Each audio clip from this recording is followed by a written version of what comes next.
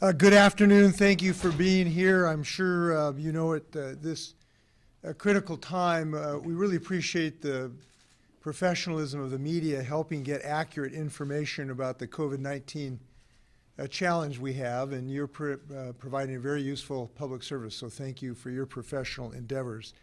We want to extend our statewide condolences to the families who've lost loved ones to the COVID-19 virus. Any loss to any family is a tragedy, but obviously, given the nature of this crisis, we feel it profoundly across the state of Washington and nationally, I believe, as well. Our thoughts are with the families that are continuing to recover with this, and we are very hopeful for their eventual recovery.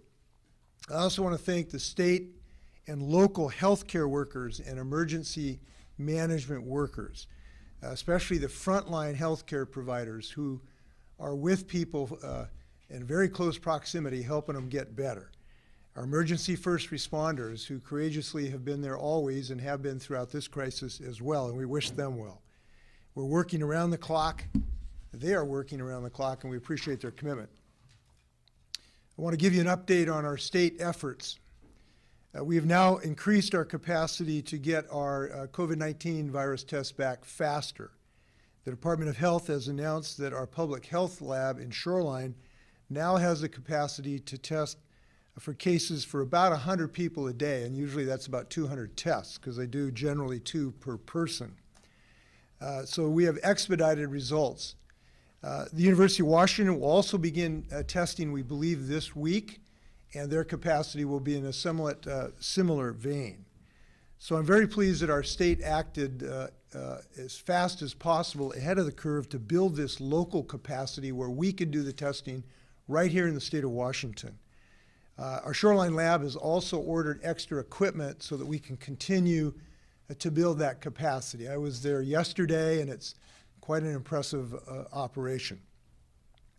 So our priority now is to slow the spread of this dangerous virus. And I want to say something about this in general, about all of our roles in our statewide response. We can all be leaders in this effort against this virus. You don't have to be a senator or a governor or a president. Everyone can be a leader in this effort. And in fact, some of the most important leaders are all across the state of Washington, not in public office. And the reason is that we can succeed in this if we make our decisions based on calm confidence that is based on science and rational thought and the sense and understanding that we are all in this together. If we make our decisions based on understanding of natural science, which we are so good at in the state of Washington, rather than unnatural anxiety, we will both allow us to live our lives and get on top of this disease as rapidly as humanly possible. So some of the things we've talked about that individuals we hope can help with. Our healthcare professionals say that the easiest way to really defeat this virus are some of the common sense things that we all have control on. We can wash our hands often. We can avoid shaking hands. We can sanitize frequently touched surfaces. And most importantly, because I want to emphasize this because it might be one of the more difficult things, stay home if you are sick. Preventing future cases will require all of us to do all of these things. And the more of these steps you take, this is what health officials call layered interventions, the better off you are. The more of things you do, the more your family does, the greater safety they will have in this situation. So here I do want to reiterate this one. For anyone who's feeling under the weather today or in the upcoming days, but you went to work anyway, I have a message. You got to go home and take care of yourself and try not to put others at risk. This is the hardest thing to do. I understand that because we all feel a responsibility to our positions. But it is perhaps the single most important thing we can do right now to prevent the rate of transmission. So it's quite clear that we are dealing with cases of community transmission in the state of Washington.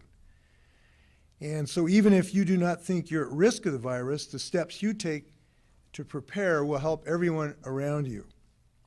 We hope people will seek accurate information and don't accept rumors and unsubstantiated reports about the spread of the virus. Developments are changing daily, and I urge everyone to check reliable sources, including the State Department of Health, and they are online at doh.wa.gov, doh.wa.gov. I also want to talk to folks who might have compromised health conditions. What we have seen in this virus to date is that it seems to be much more dangerous for those who have underlying health conditions. And we do think that people who have underlying health conditions need to give greater consideration of how much they expose themselves to many other people. They have a lot of opportunities to make individual decisions about that, but clearly those that have somewhat fragile health conditions appropriately, we think, need to think about the number of times they're going to go out and be close to a lot of folks. So I want to give you an organizational status. We activated our emergency response system weeks ago. They have continued to build capacity to address the outbreak.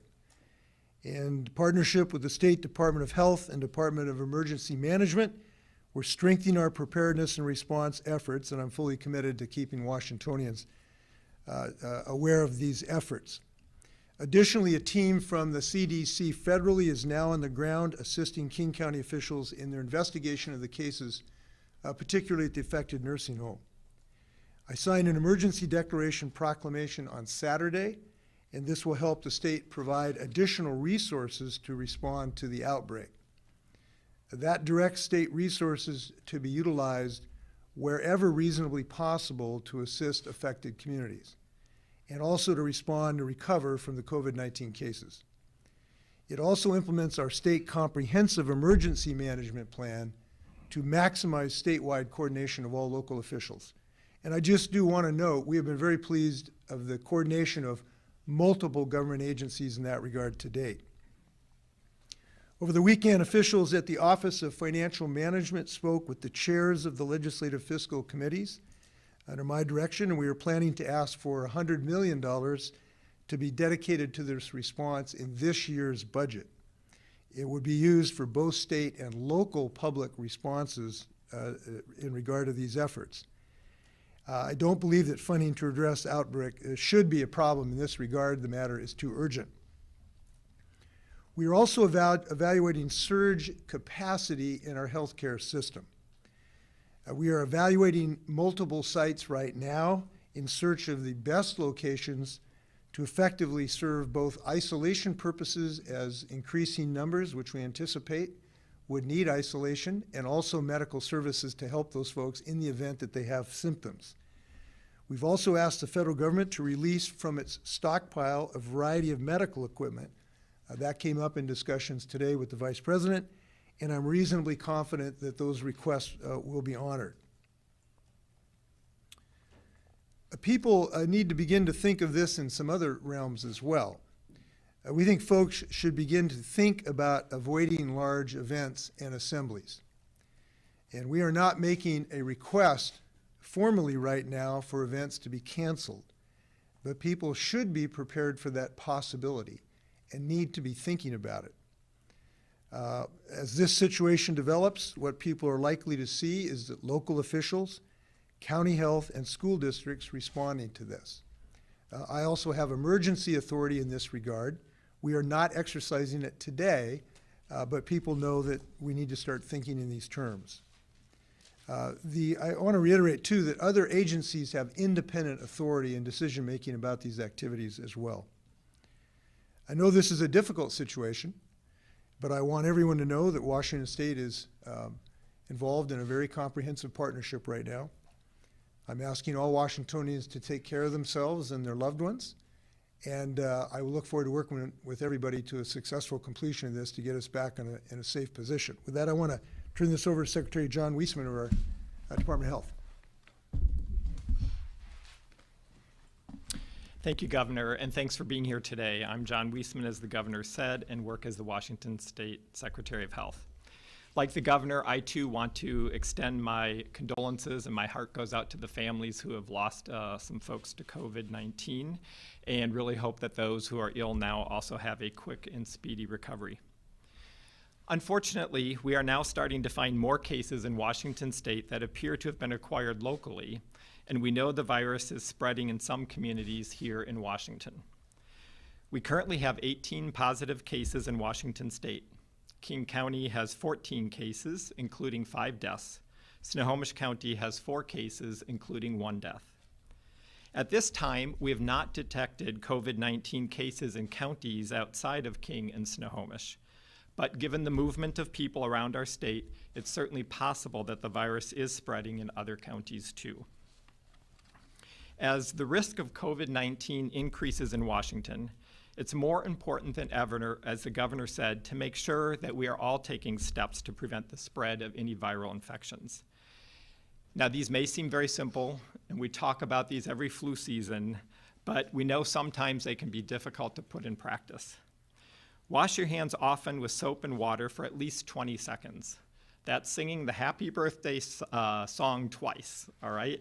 So stop, take that time. We've all been in the public restrooms where we see people just run their fingertips under the water. That is not hand washing. We need to wash our hands front and back and in between our fingers. Now is the time to increase our diligence here, folks. And if you don't have hand washing available to you, you can use hand sanitizer with at least 60% alcohol if soap and water aren't readily available. Cover your mouth and nose with a tissue when you cough and sneeze, then throw the tissue in the trash and wash your hands. Avoid touching your eyes, nose, or mouth with unwashed hands. This can be hard since so many of us touch our faces throughout the day without even thinking about it. Frequently clean and disinfect the surfaces at home, those high-touch surfaces, whether those are doorknobs, your computers, keyboards that you might be sharing, that kind of thing. And as the governor said, we really mean it. Stay at home and away from others if you're still feeling sick or if you're sick. I know we've all gone to work, as the governor said, when we're sick, but that really needs to stop today. In addition, to increase your chances of staying healthy, you should give thought to avoiding crowded settings if possible, especially if you're over the age of 60 or have other chronic health conditions similar to people at increased risk for serious influenza infections. We understand the concerns people are feeling about the situation here in Washington. We too are concerned, but we can take action. All of us want to ensure ourselves and our loved ones are safe and protected. As the governor said, now is the time to be prepared and make sure that you and your family have a plan in case of increased spread of COVID-19. In addition to what the governor said, make sure you have those basic supplies at home, the same kinds of things you should have at home for a snowstorm, prepared for an earthquake. That's what we're talking about. Think about what might you do if you need alternative plans for childcare. Talk to your employer about options for sick leave or telework. And get to know your neighbor. If you're homesick and you need some groceries and you have that relationship with your neighbor, they can go out and help shop for you. We are committed to sharing timely information about the situation so people can make good decisions about their health. It is important for people to remember that most people with COVID-19 have mild illness. A smaller portion of people will have severe illness, and that's why we want to decrease the spread as much as we can. And I know folks are concerned about the deaths in Washington state. This is again where each of us needs to take some personal responsibility. If I have a loved one in a nursing home or a hospital, I should not go visit them if I'm sick. We need to keep ill people out of our institutions where people are getting care so that they can stay healthy. And the same goes for healthcare workers who would be caring for these folks. So for those with chronic underlying conditions, older adults, and people who are pregnant, make sure to pay attention to any symptoms and call your provider.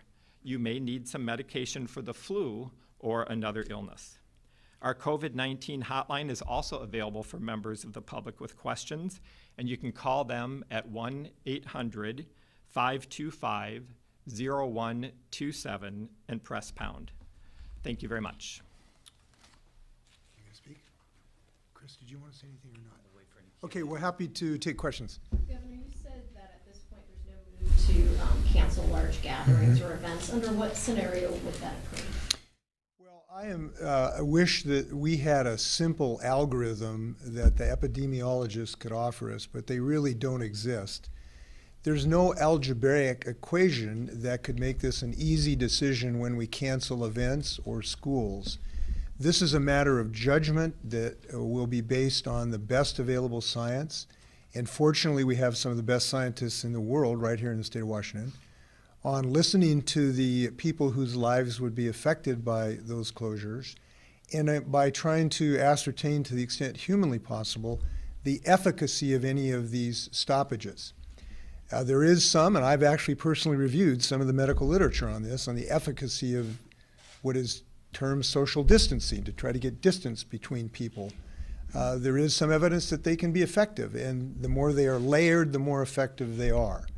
So this is a day-to-day decision. We are intensely interested in this. We'll make the right decision at the right time. At the moment, we have taken the right action, which is to ask people to start to think about these questions in their own lives. And I can't reiterate how important individual decision-making is here as individual citizens. That's what we've asked to date. Governor, the legislature is looking at $100 billion, as you mentioned, but one proposal seems to be taking it out of the rainy day fund, and the other might take it out of the general fund. Do you have a preference for that? No, we haven't expressed any particular preference, but we do want to get this job done. And I may reiterate, we're very hopeful that the U.S. Congress can act on this in just in the next few days, because time is of the essence in building up our stockpile. Our congressional delegation, I think, is doing a really good job. They understand this. We hope the whole Congress can follow our delegation and get this done as soon as humanly possible. That's something we are urging them to act on. So far, finances have not been an issue to restrict our ability to act. We've had adequate testing facilities now. We haven't had to make any prioritization. So we've had adequate testing to test folks within the protocol. So we can't allow finances to be a problem, and so far they have not been. Governor, question. Again, with expressing condolences to those who have lost loved ones, is there anything that could have been done sooner to save those lives? I don't know the answer to that question. This goes back, presumably started in China, and if there was a health official in Wuhan, China, who saw the second case and could have done something, heavens no. There's no way of answering that question. I do believe that our state right now is being very alert, very organized, very strategic, and thankfully we have access to the best science in the world. You saw some of that the other day coming out of the University of Washington. So I think we're fortunate to have that working team, and also Washingtonians that are, a level-headed stock who are not going to allow fear and anxiety drive us over the cliff. We're going to make calm decisions. We're not going to let it, make us make bad decisions. So we've got all those things going for us, and I'm happy about that. Governor, in your proclamation, you also activated the National Guard. What is your thinking on that, and what do you foresee them doing in this? Well, there might be a variety of things the National Guard could do. First off, there's a possibility of providing surge capacity for medical services, for helping administer and actually provide possibly isolation services as more people potentially could need isolation. They can help in security issues. They can help on organizational issues. There's just a whole host. This is such a talented group of people. So, so far, we've had fairly limited requests to them, but we want to be ready. I did express to the Vice President when I talked to him that we may be calling on the Department of Defense, and we would hope that that department has extremely important missions for the security of the country, but we hope they'll be willing to be flexible if there are assets we can use from the DoD. Obviously, we have a lot of stations here in Washington that potentially could be of assistance. What steps are being taken to minimize the risks with mass transit? That's more of a local decision by the transit authorities, and I would refer you to mostly to them, but I've heard the local officials being very intentional to do everything they can in this regard, regarding disinfecting, facilities, and I believe they're going to do everything they possibly can, and that's the right thing to do. It is a challenge. People need public transit.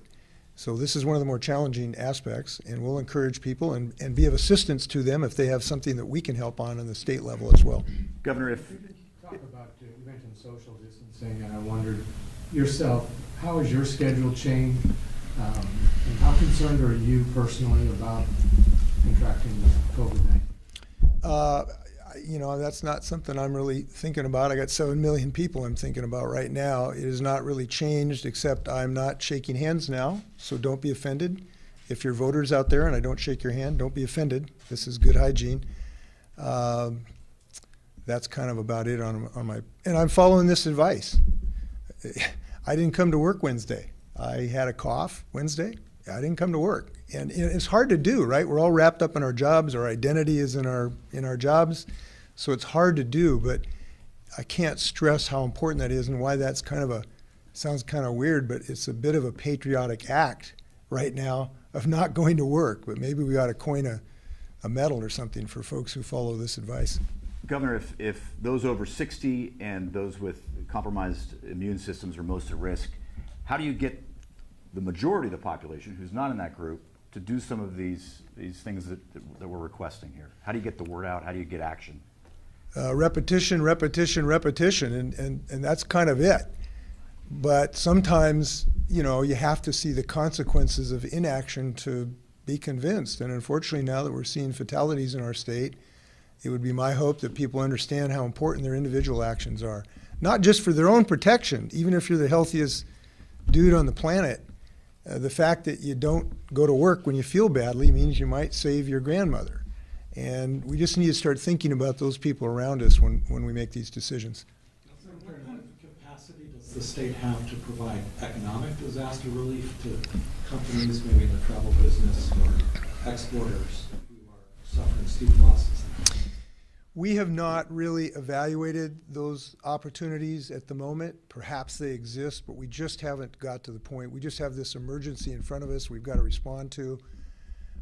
We know there's going to be some, economic ramifications of this. It's just inescapable.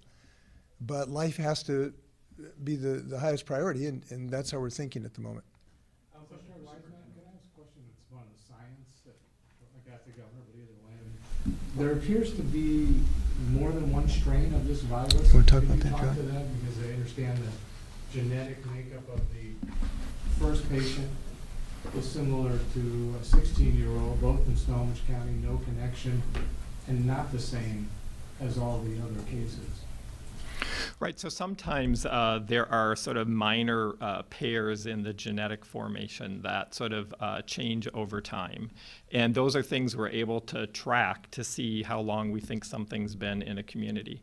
So those things happen all the time with flu viruses, and they allow us to help track who's connected to whom and how long something's been in the community. There's a research that shows that this virus may have been in the community for several weeks, 6, 7 weeks. Is that a conclusion that your folks have come to this? Do you agree with that conclusion? We're looking at many pieces of data, and we can't confirm that. I think even the report itself basically said it's a possibility. We think that's a possibility. Again, we as public health officials have been anticipating this. As we have seen this virus spread across countries, we anticipated that there would be spread like this, and most likely in the United States with travel as it is today. And given that most of the folks who experience this have mild symptoms, so it was totally anticipated by public health officials. Let me add something to that, John, Yes. if I can. Look, we're under the working assumption that there are any number of people who are perhaps even asymptomatic who have this virus in the state of Washington right now. It's just a working assumption. That's important to say because all of our planning, our surge capacity planning, our additional testing capacity, our isolation planning, all of this are on that working assumption right now. So it's almost an academic question right now, not to show disrespect to your question, but it's just kind of academic. We're having this assumption that, there's going to be continued increasing numbers of this, and we have to be prepared. So that's what we're working on. Superintendent Raydobb, a quick question for you, sir.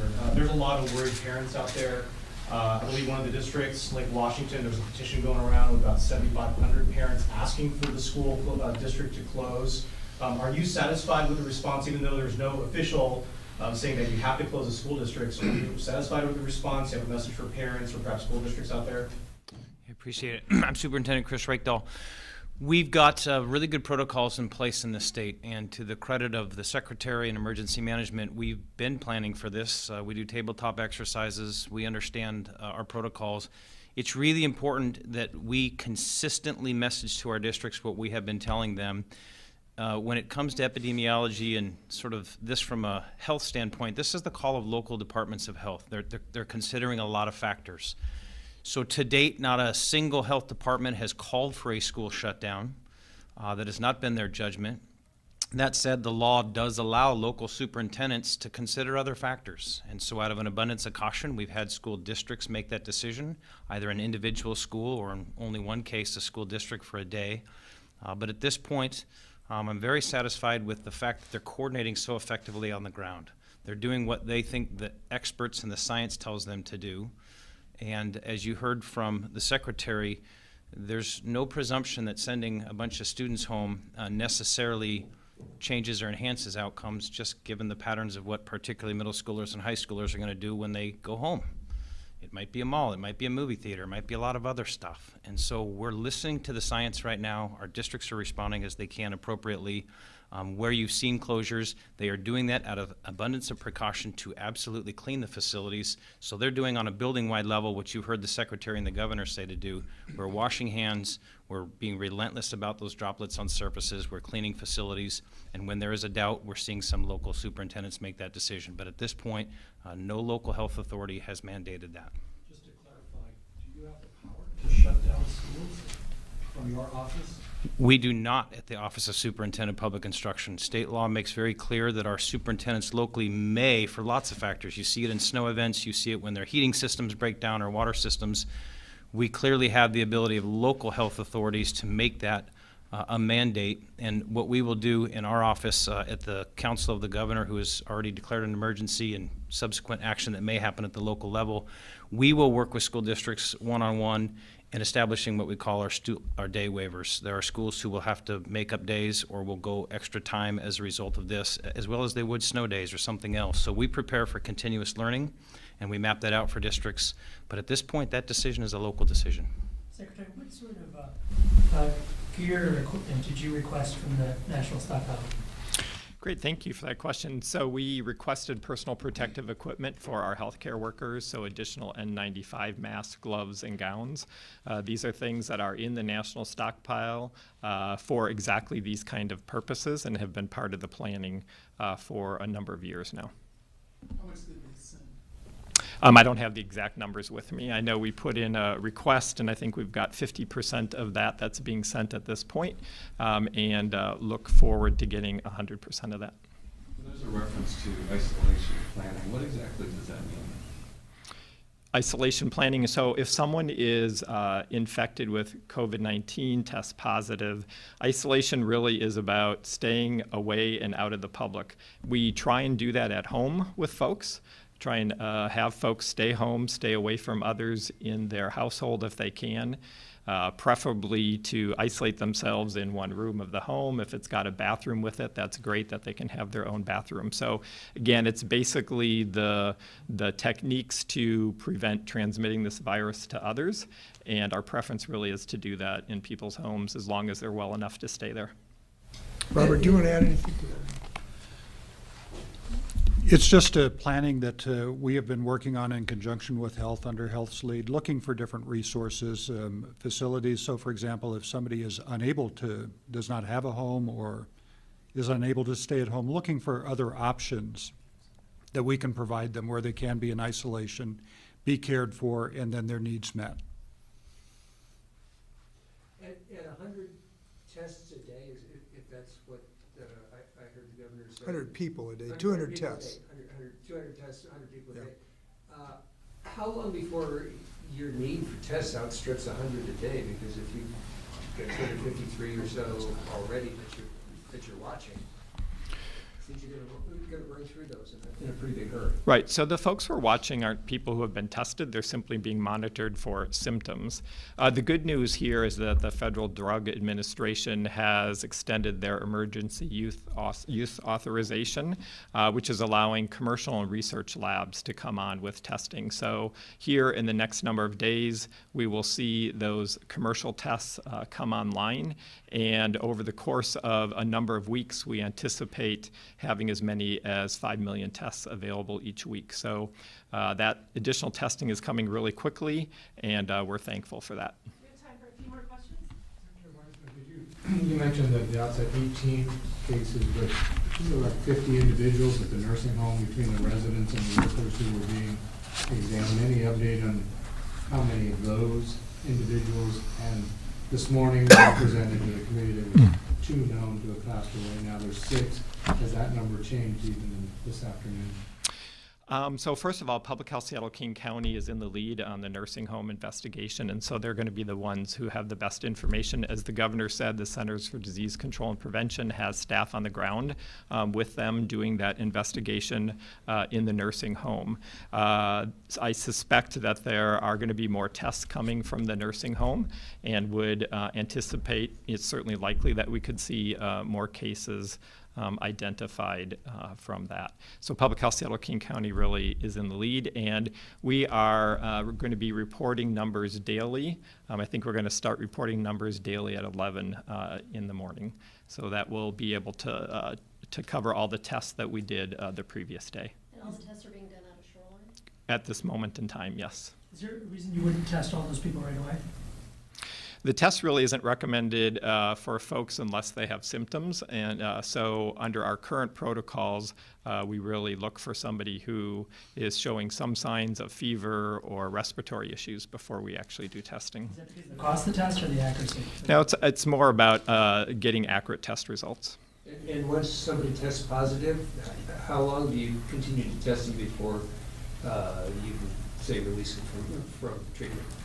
Right, so that's an ongoing question as this virus is new. How long people shed the virus is uncertain. We know in the first cases that we've had in the United States, some people have shed the virus for as many as 20 days or so. So we're actively doing that research to understand how long people might shed, and then also we don't necessarily know if they're infectious after that. So lots of research coming on that. Governor, you were critical of the White House at first. Now, are you more satisfied with the messaging coming from the White House? Well, I will limit my comments by saying it's just really important for all public officials to stick to the truth and the science. And that's very important so that people will have confidence in the information they're getting, and so that hopefully they'll follow some of the good advice about their own health protection. So I hope that that will be the case in the administration. I will say that the administration below the White House has been very cooperative. The CDC had 3 people on the ground here within 24 hours practically. I met with them. They were extremely cooperative. They flew a group, I think, of 20 out here and responding to the nursing home. The federal individuals have been doing a good job, and we appreciate that. Maybe some of the decisions as to timeliness, could have been questionable. We don't have time to argue about that right now. We got to protect people, and that's the job we're doing. You said you spoke with the Vice President. Have you spoken with President Trump about this? No. No need right now. Thank you very much. Take care.